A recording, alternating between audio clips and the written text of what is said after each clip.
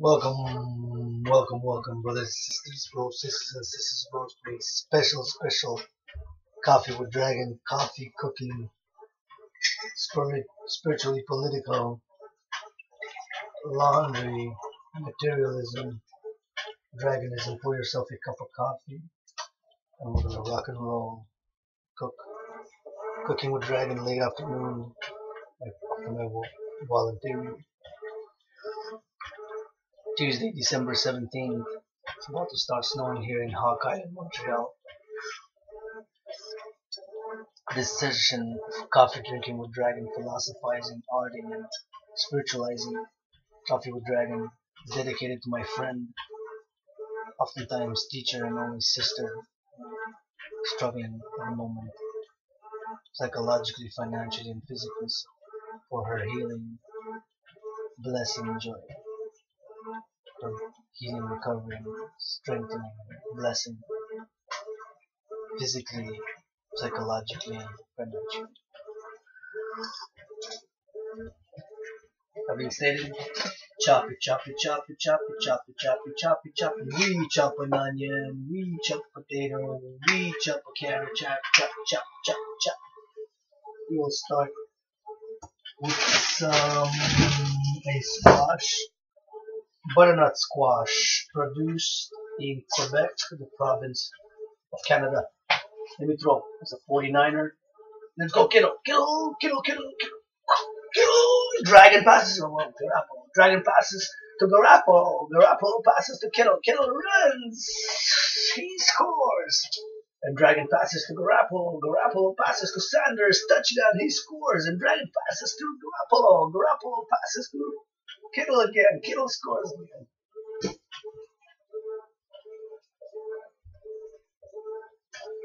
Well, that was perhaps unnecessary, but rather a pleasant experience.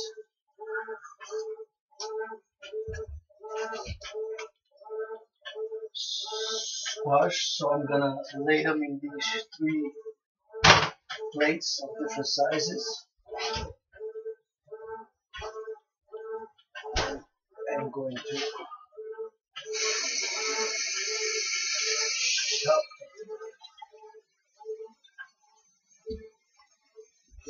But first, you want to remove some parts that have gone bad. So we'll use this to remove those parts because they're not deep, they're just surface bad, like surface. Just on the surface, the peel is going bad. In just some locations, not generally, but see just a few spots here and there. Was recommend removing them, but first, of course, assessing: is it really necessary, or is it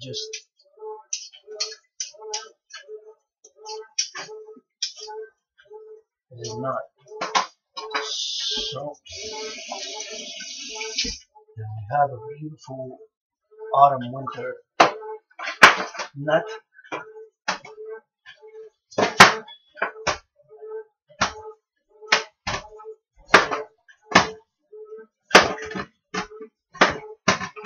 Cut a few pieces like this.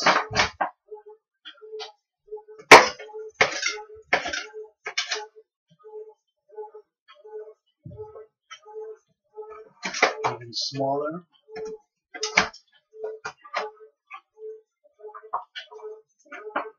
What's happening in the world?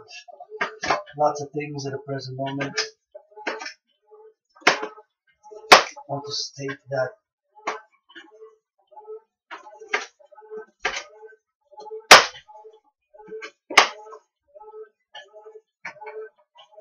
we definitely need to do more on climate change in the environment.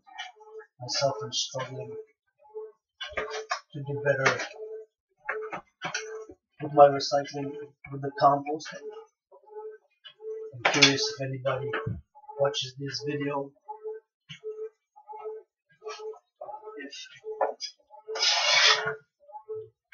if you do compost or not.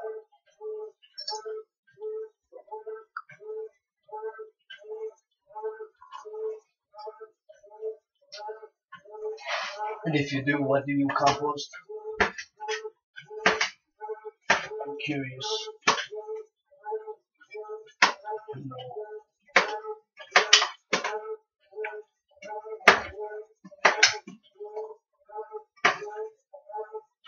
of course, the Hong Kong crisis is ongoing, and I'm quite alarmed. And again, I've made this call in the past, but I'm going to do it again because for my fellow LGBTQ Rainbow Nation,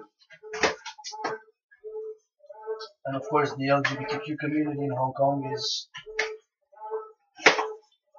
has an increased risk during these times, right? Because of being a minority community, and I have to be honest and say that I don't know the whole situation. I've never visited Hong Kong in this lifetime. In the past life, yes, but in this lifetime, so I'm not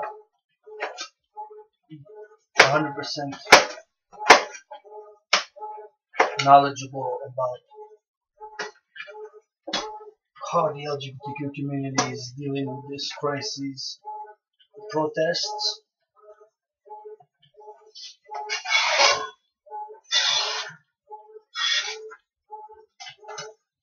and of course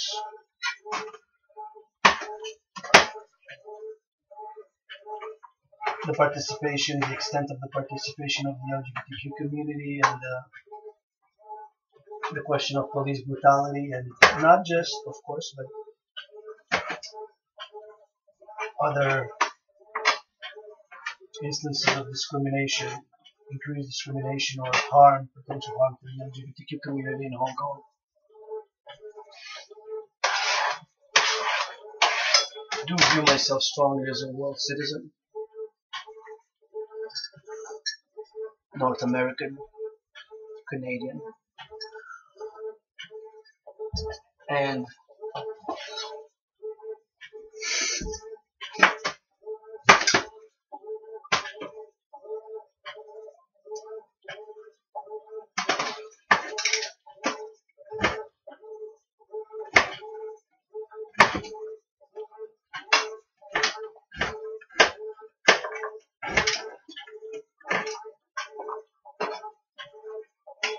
in this I'm gonna have to go inside and get that.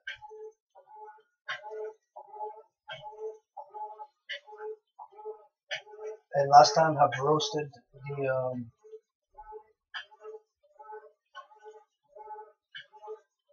these, which we'll put now on the side. Perhaps we'll roast them again. But of course, they have to be clean of the seeds, that is,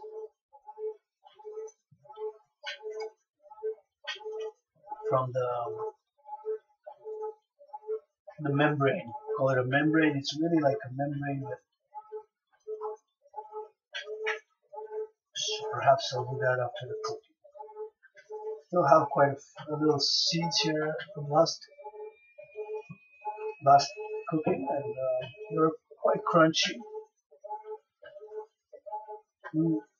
Pretty much almost like crunchy, but peanut-like tasting, but not with a whole deep flavor of the peanut, you know what I mean? Stuff like that. Again, a reminder that my challenge to Donald Trump continues. I've been challenging Donald Trump, of course, for more than a year now. Unfortunately, I have no financial support at the moment, backing. I'm calling on the people as somebody who has been an American in the past life twice. I'm also counting on my brothers and sisters in the USA to support me, and regardless, if during the match you cry for Trump, regardless, we'll be on some principles, and a lot of you will probably love to see Dragon knuckles, Trump out, Dragon knuckles out, Dragon knock Trump out, Dragan not come out.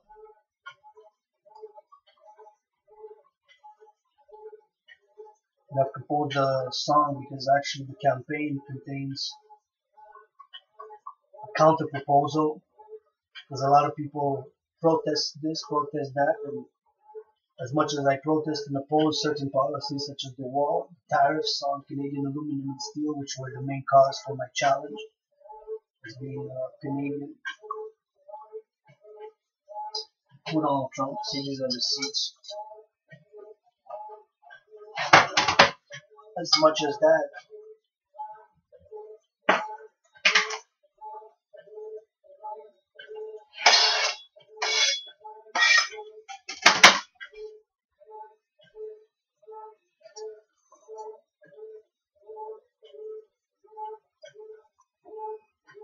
they want to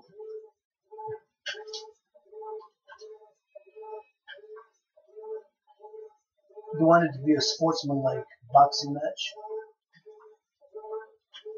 And like I said, since do protest, do oppose, and more of the activists, independent artist, and independent athlete, that yes, opposing, sometimes we have to oppose, such as generally I'm opposed to war, I'm opposed to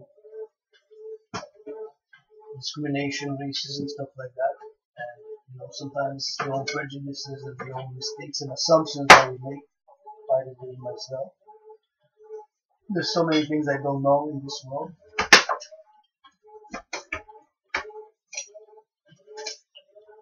And I find that I'm learning and I'm open to learning every day. But it's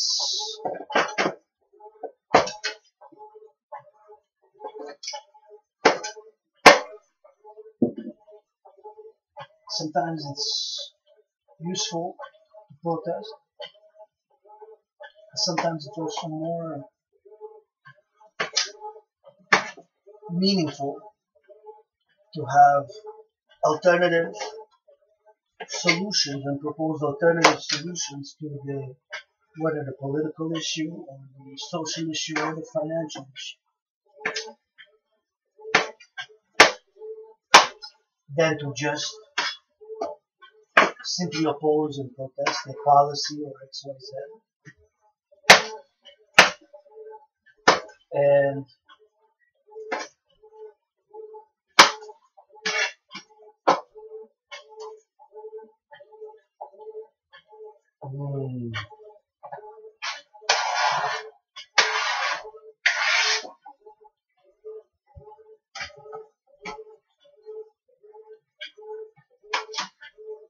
for example, I do oppose the building of the wall. I think it's nonsense between North America. We are North Americans.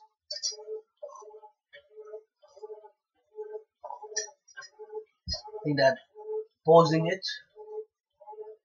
I am. And I'm also proposing, and this is part of the Dragan versus Trump challenge, the building of a rink. I have a video on it. This rink used to be 3 times the size of the ancient Roman Colosseum.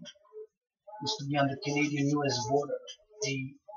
My vision is of a public-private partnership, financed and paid mostly by Donald Trump, of course, since he's open about being a billionaire.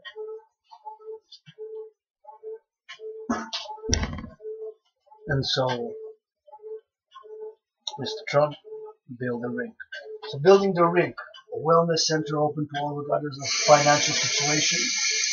I envision it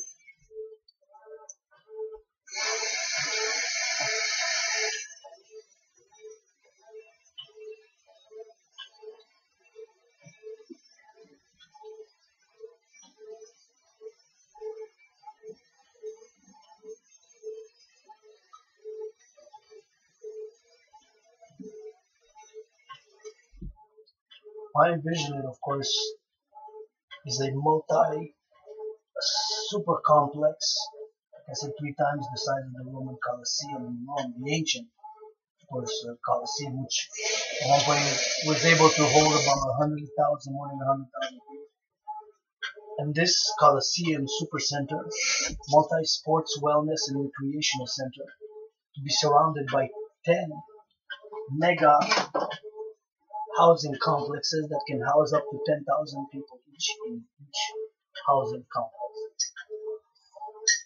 So that citizens from North America and with quota open to citizens from outside the world, from open to people from outside the world, from all over the world, not just North Americans, but with, of course, quotas and what have you, and quotas for a week to have everything paid for there, including massages, dance therapy, spa, whatever the selection is, food, and to be also eco, everything to be solar and hydro, which is hydroconvective deals, and to have, of course, self-sufficient like products from North America, and to symbolize the unity of North America culturally, politically, socially, and even financially. So this rink and public-private partnership where, of course, the different sports leagues, the NFL and h.a.dragan will contribute, so they have a very fair financial share of our societies, North America, that rewarded them a lot, and governments and private, of course, private-public partnership for citizens' wellness and recreation. And with options, of course, for citizens to go for a week, 2 weeks, or 3 weeks, with, of course, if you choose to stay more, you have to volunteer and help, of course, in different ways, by serving food, by preparing food, by doing errands, by doing certain chores. Right? But this is basically like a recreation, wellness, and education even center, focused on mind, body, and spirit, healing, rejuvenation, and transformation. Because I envision it as being really an experience when our brothers and sisters, North Americans, go there to the center. And I envision 3 of them. Fundamentally, one, the US-Canadian border, one on the US and Mexican border, and one somewhere in the central United States. That's why I've launched the campaign Build the Ring. And of course the song goes like this: build the ring, build the ring, build the ring. Beautiful.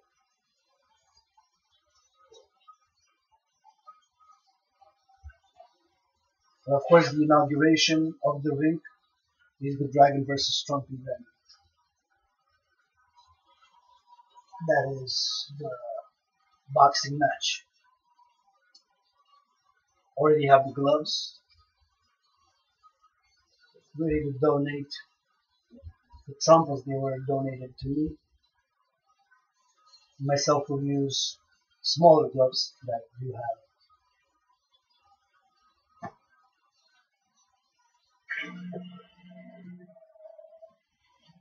Now a lot of millions of people would love to see me box Trump. And paradoxically, as I'm making this video, and the worst financial crisis of my life, now sipping this coffee, December 17, 2019.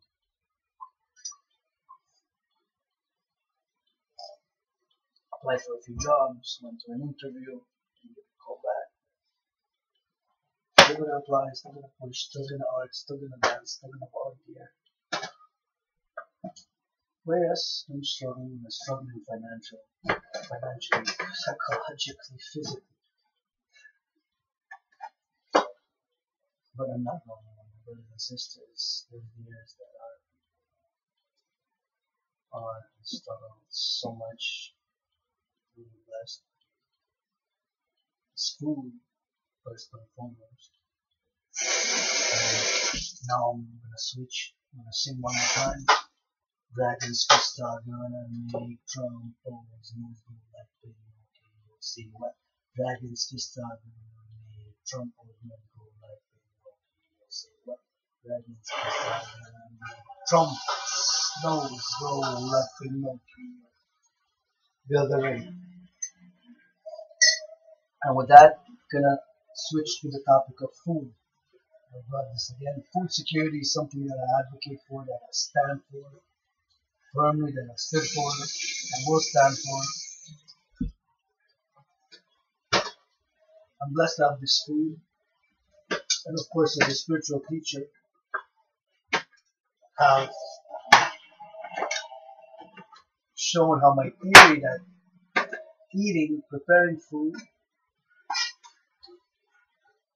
is actually as material as it seems, right? I'm using force, physicality to cut, I'm using a knife, I'm using this physical matter seemingly very detached from spirituality, but in the past I can now share again theory that's actually the true theory, that preparing the food, collecting the food, eating the food, growing the food, all this, especially eating food, is actually a very spiritual endeavor. And this requires a little bit of mindfulness, meditation, and contemplation. And it's a really simple, very obvious premise and truth. I can argue against it as much as I want. But this is my spiritual truth. You might not agree with it. But nonetheless, here it is. So, you see this? See food, tomatoes, potatoes, cucumbers. If you mean spiritual, it's the most material there is. Yes. But how come? And the premise could easily be that food enables one to be spiritual. Without the food to nourish my body, I couldn't meditate. I cannot open my lips. I cannot make a sound to bless somebody. Bless my friend, teacher, sister. Bless her wealth, joy, health, can have an again, or do something else, to do another action, activity, requires energy, and thus by extension food, and of course water and oxygen. Right now I'm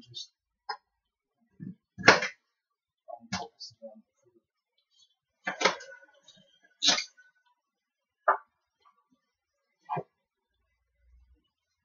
And the premise is that, and that's part of the deeper dimensions of the spirituality of food and of eating, all those, the enabling of the doing and the action, yes. But there's a deeper dimension and a deeper truth.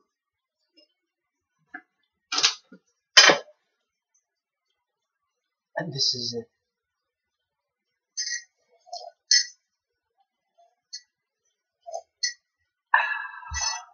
That without a source, or you can call it a force or a power, independent of ourselves, which includes our mind, body, and spirit. So our bodies, our mind, and our spirit, or if you know like the word spirit, our psyches or soul.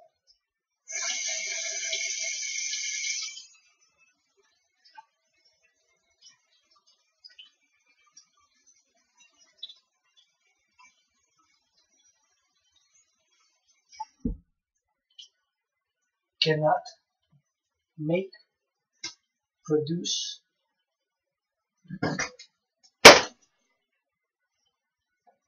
create any food. What? What do you mean? Oh, wait. So these words create, produce, make are really interrelated, right? It's just for expression's sake and for the sake of dialogue and enriching our vocabulary, we can use different words.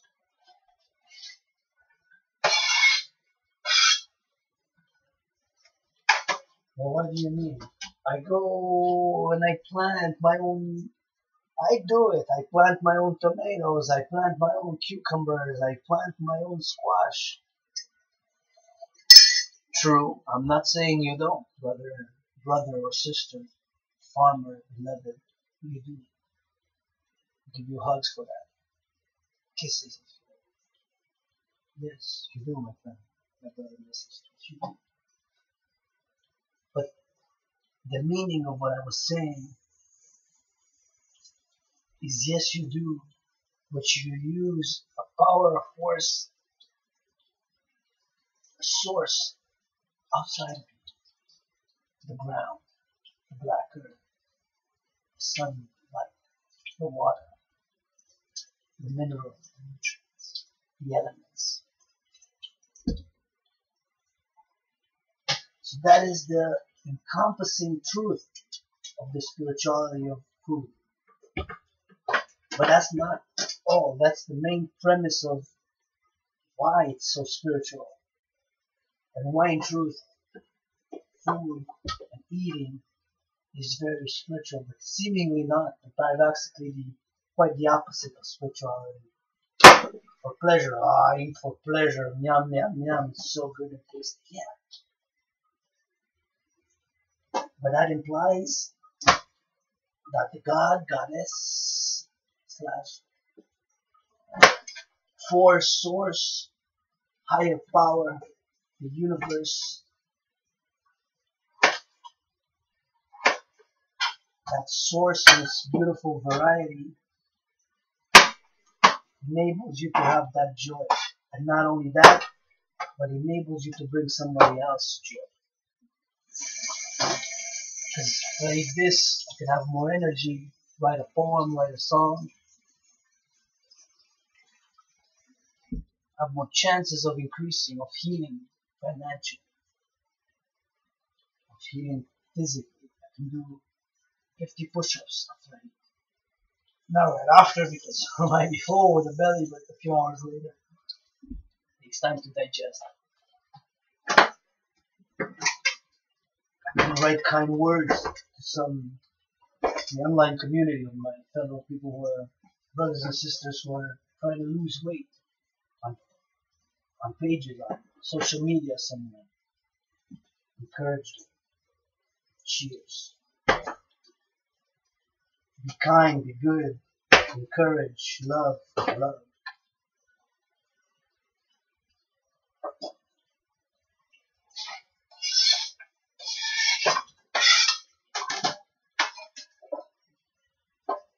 All of that.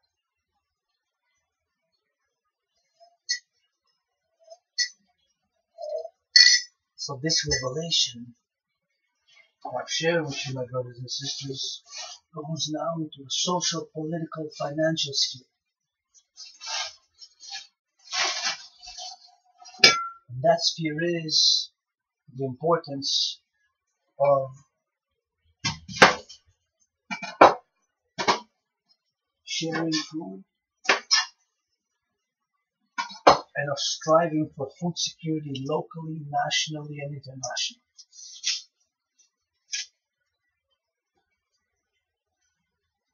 See, being paradox that at the present moment I'm living the worst financial situation, crises, and precariousness of my adult life. I have this food to enable me to apply for more jobs, create more beautiful art, work out, for which I have lost 65 pounds up to today. But can also be good, can volunteer, can volunteer, of which I have earlier today, this morning.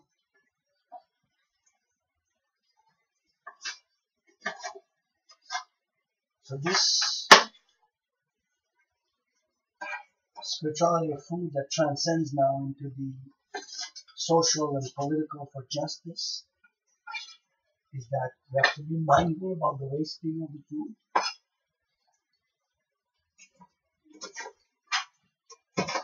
And that to have food security will be not only a more socially just and stable and secure society if we would enable people to have their whatever they want, 1 meal a day, 2 meals a day, or 3 meals a day.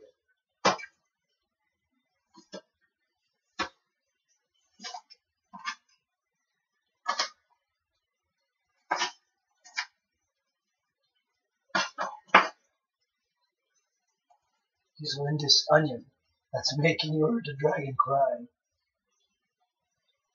there's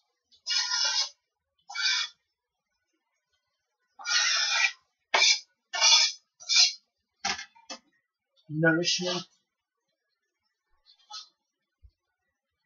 and energy that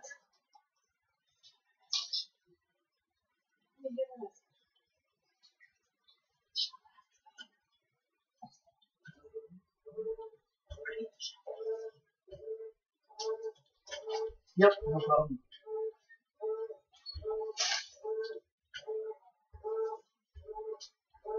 And so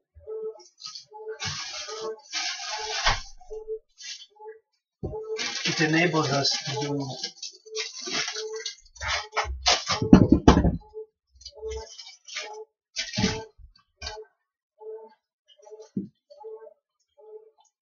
one thing, two things, three things, many things.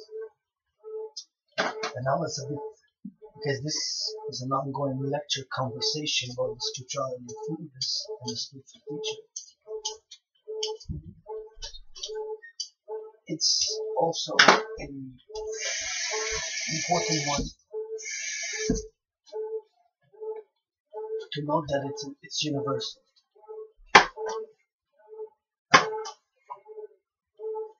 Because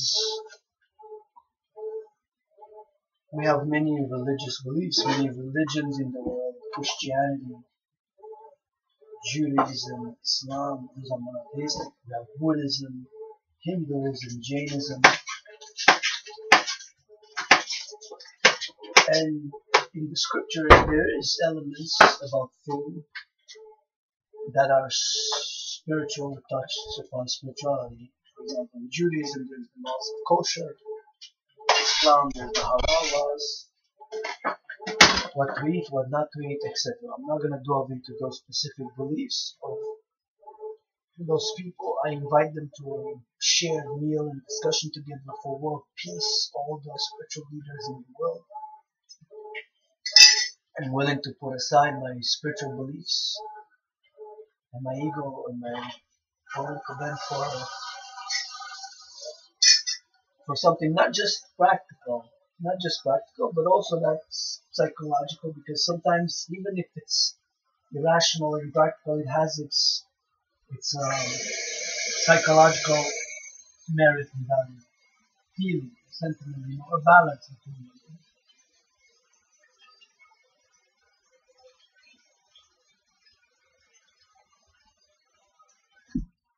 So facts and feelings, we have them both in our world, in our civilization. But anyhow, regardless of that, whatever one's spiritual belief, my brother Jew, my brother Christian, my brother Muslim, my brother Buddhist, my brother Taoist, my brother Hindu, eating food, worship your God, worship God. Self, the energy, the vitality, the nourishment from the food. To eat, to go to Rome, to go to the Pope, make a pilgrimage, to go there, pray, or to read, study the Torah, the energy will nourish. And this, of course,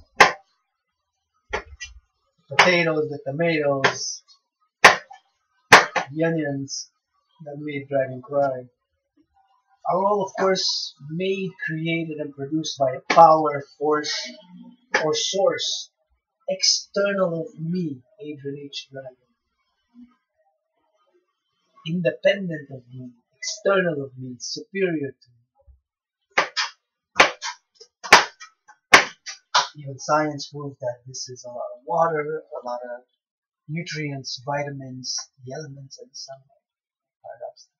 And a little bit of concentrated sunlight, believe it or not. Like photosynthesis and all these mysterious biosacred processes of nature.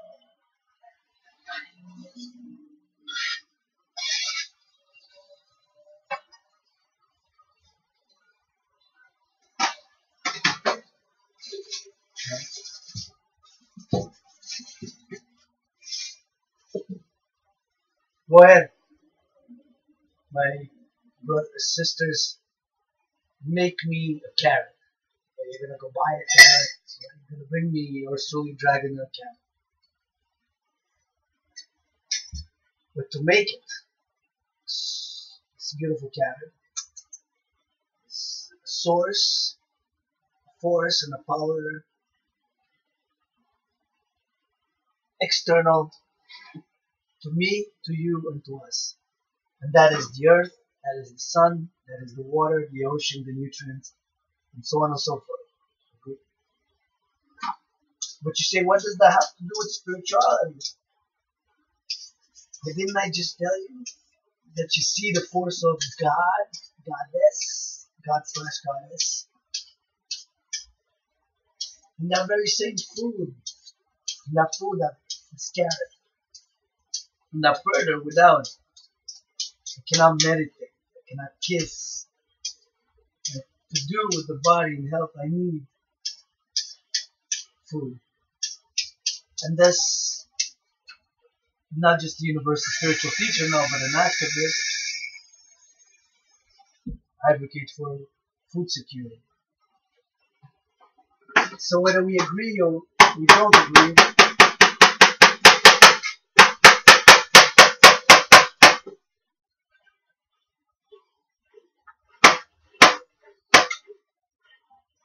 we can come to a mid-path.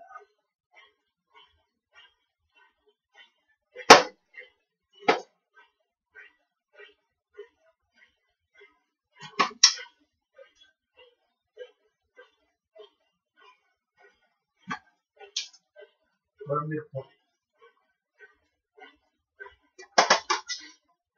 Truth.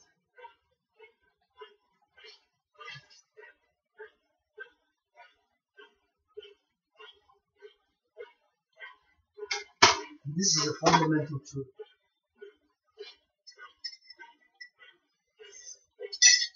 That transcends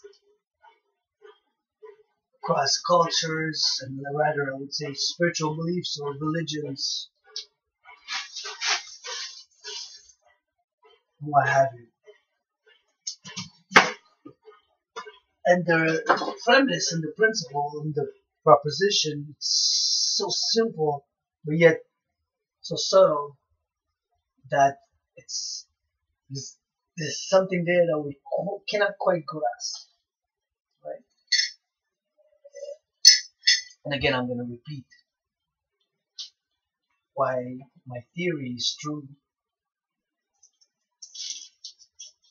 and why it reveals that there's a power, divinity, called goddess, God, whatever name you use, names, that me, Adrian h.a.dragan, you, whoever's watching this, that we are dependent on a power, force, source external from us,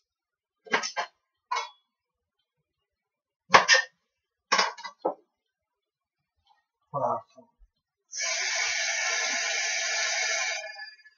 Whether you're a vegan, whether you're a vegetarian, part-time meat, occasional meat eater like myself,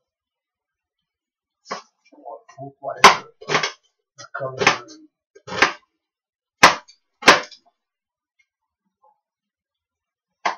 And of course, I'm not advocating any dietary laws, or although what I do advocate is to minimize waste and for food security.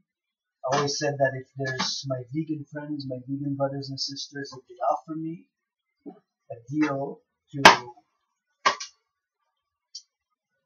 eat 3 times a day or twice, or sustain me vegan, if they finance it, I'm gonna say yes.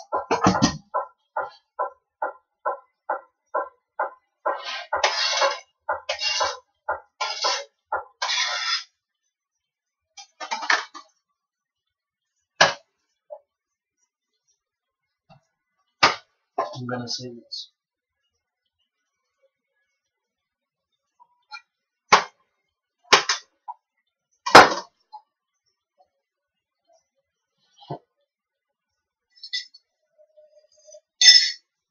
So meditate, contemplate, think about the proposition. I'm gonna repeat it.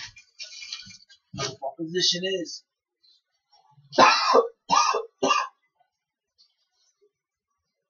to sustain my theory, to prove that my theory is in fact true, correct. Of course, there's been subtleties and there's much to it. It's just a scratch. We're going deeper, we'll go maybe another time. Concrete examples.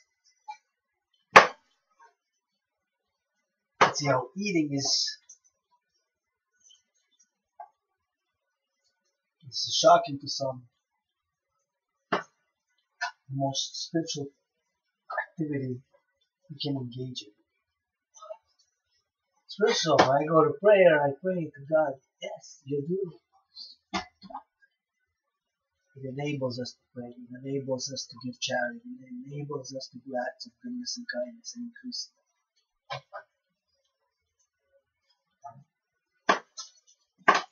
That's why it's for social reasons, political reasons. Also, food security is important. At the essence, it's my spiritual beliefs that drive or push or fundamentally develop all my theories, propositions, policies, and proposals and programs. Because right now, you'll be sitting for 42 minutes, being welding and cutting and talking about knocking Trump F out, and cooking and matter, using energy to cut, to do.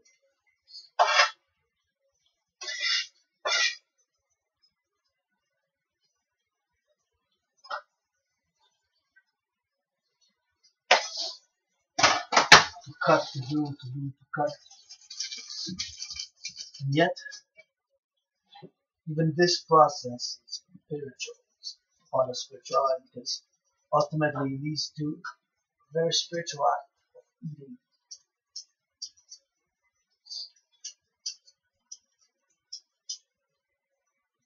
So regardless, like I said, of XYZ, dogma or belief, ideology, or doctrine, the truth is, and this comes to universal, my universalism, my spirituality, applies to all mankind, that we are, together, all mankind, dependent. That should be meditation, should be grateful, should be even in awe, even in should have a certain reverence for it. There's certainly a certain mystic element to it that all of us are dependent on a force, power, or source independent from us, higher than us.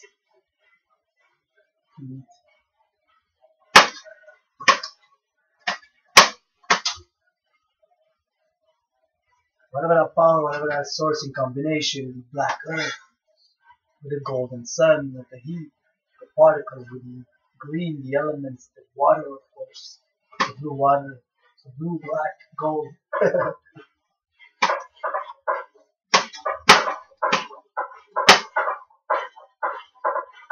And that is the truth.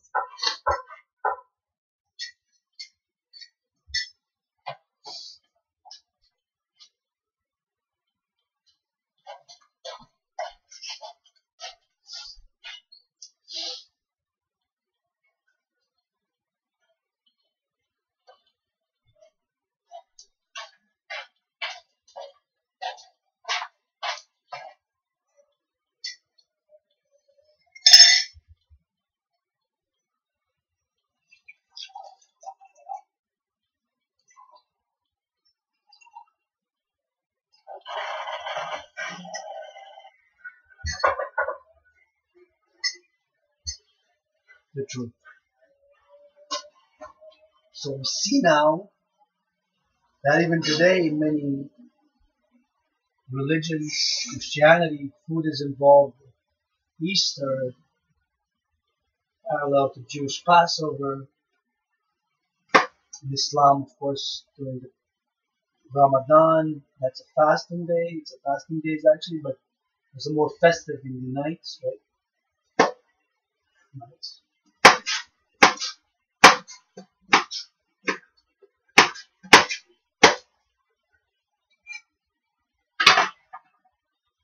Make me some potatoes. Yes, you can, but you're dependent, as I am, on external and an independent and a superior power and force and source for it. And that's the main, I don't like to argue much, but that's the main argument, if you will, of my theory, my proposition, that eating is the most spiritual activity that we can engage. Of course, it's love is the most spiritual, but what I'm saying, of course, is you want to show love, go do the groceries for somebody, go buy a gift, wrap a gift, do X, Y, Z, clean the floors, clean the house, whatever it is, whatever. With the love is multifaceted. Give a hug, to rub, to give a half an hour, 15-minute massage, friend, platonic love, friendly love, yeah. Romantic love, emotional love, lustful love, right? Through the lusts. That's also spiritual. So eating that seemingly most physical of them all is in fact spiritual. Enough for the spirituality.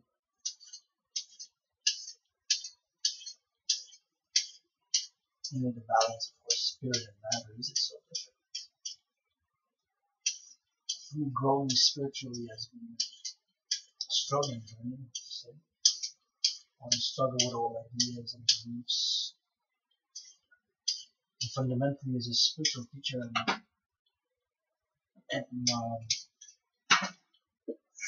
teaching that the body is a very holy, sacred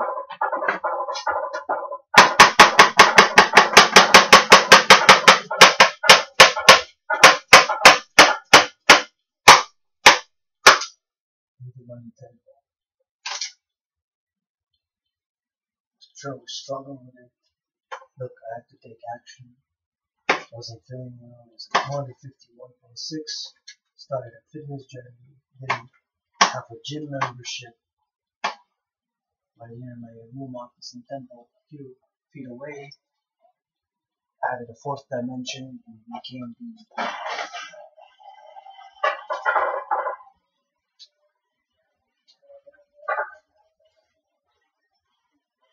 headquarters of the World Citizens Gym, which is now the Dragon Gym.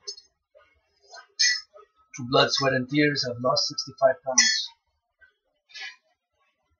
to get fit.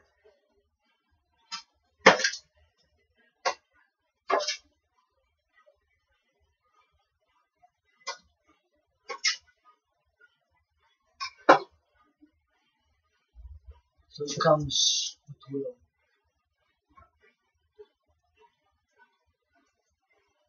And I'm emphasizing reverence, and I'm advocating a reverence for the body.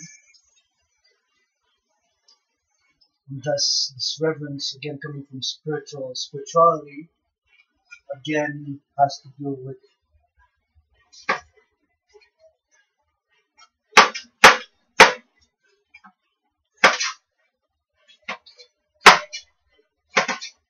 spirituality, but spirituality that's physically embracing. It embraces the physicality and the body and existence as divine, holy, and sacred.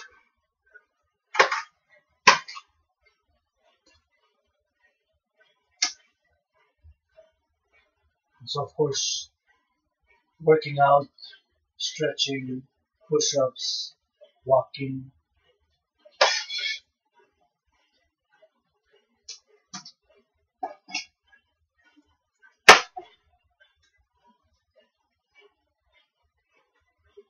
jogging.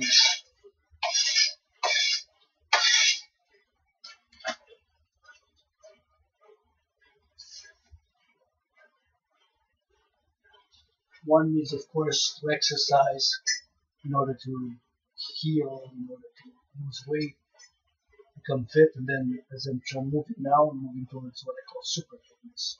It's my 3-month period,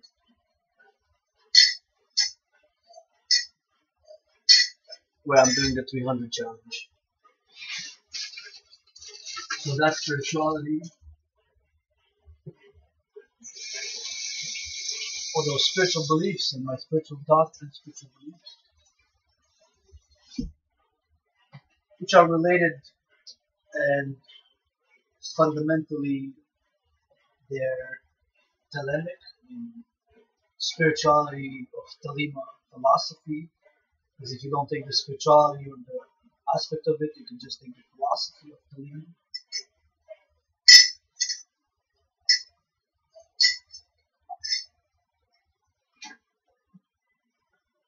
But also as a university spiritual teacher, I'm still a student, also say, still learning, studying teacher.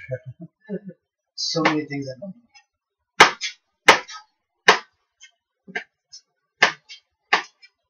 For example, how Google works, I have no idea how the internet works. Theory only. How satellites work.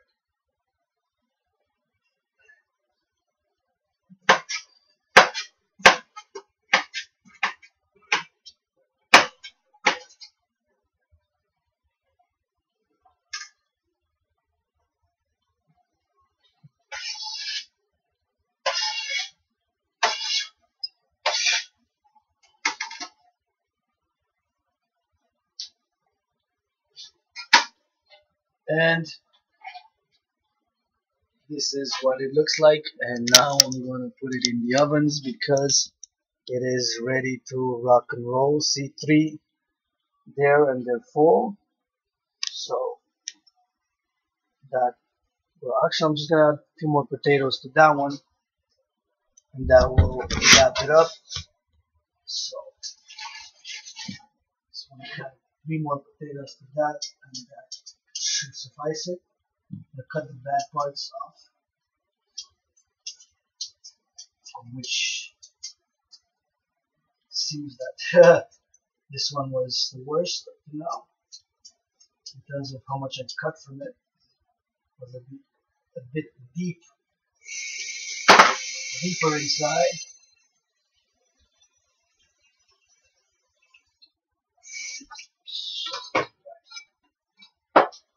And this one has a little bit, not so much as the other one, but slightly.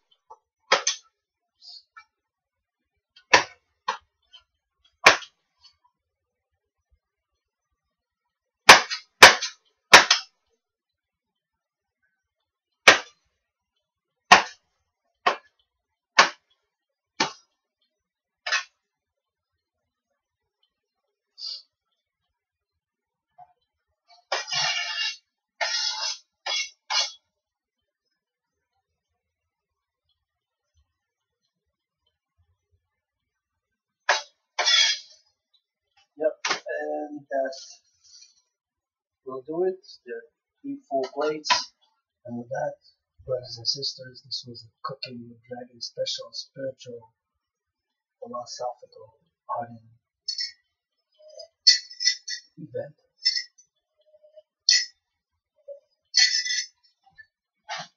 Now I'm gonna put them in the oven. I'm gonna cover them, spice them first, and put them in the oven, and